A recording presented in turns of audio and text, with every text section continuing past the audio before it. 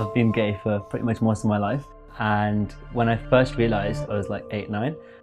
I think for the most part, I really hated who I was.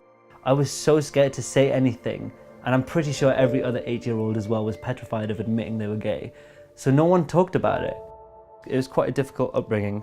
As I got older, my mum got a lot more abusive, quite violent in a lot of ways. I sometimes have a feeling that she knew. She didn't treat my siblings like she treated me. My dad just completely changed. He completely changed. He said, "You're not allowed to leave the house, like you're not going to university. We're selling your mobile phone." He looked me in my eye and said, "What is it to be gay? It's a disgusting disease and they all need to die."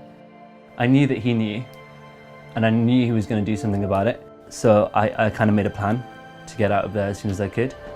So I packed my case. I just remember walking down the stairs, going into the living room and giving my little sister like a final hug. She was 2 years old, and I just remember counting her heartbeat, trying to remember something of that moment. And then I left. We know that many young people struggle if they are questioning their sexual or gender identity. And we know that there are higher levels of mental health difficulties. We know that then there can be a huge range of issues for them with their families, their sense of place in the community, that then mean that they struggle in other ways to form kinship support groups. They can sometimes place themselves at risk in terms of the relationships that they form, and also that we know that quite a number of these young people can end up actually leaving their families and becoming homeless.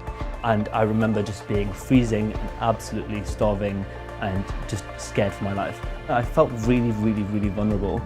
Finding help was incredibly difficult. So I went to the police station. Fortunately, the police got in touch with Barnardo's, and I remember receiving a call on the day saying that they found someone who was going to take me. And I just remember like opening the door and there's this beautiful blonde lady and going in, and it was just the most, like within a week, it was the most love that I'd ever felt.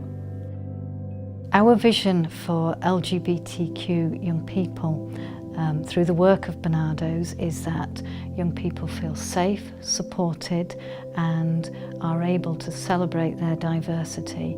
In the longer term, we want to see that that is shared across other services external to Barnardo's, whether it's school, whether it's their doctor's surgery, whether it is the community that they engage with, that they are able to be who they are with pride and acceptance. What's absolutely astonishing about Barnardo's is that they're ready to move forward, and they see opportunities where they can really make a difference. And the more I got to know with the charity, the more I got to engage with it, the more I realised how diverse they really were. It comes back to the point about working with children first and really securing how they feel and making them feel accepted. And more so than anything, don't children deserve to feel welcome and open and accepted, regardless of their sexuality? In some faith communities, opening up the conversation around LGBT acceptance.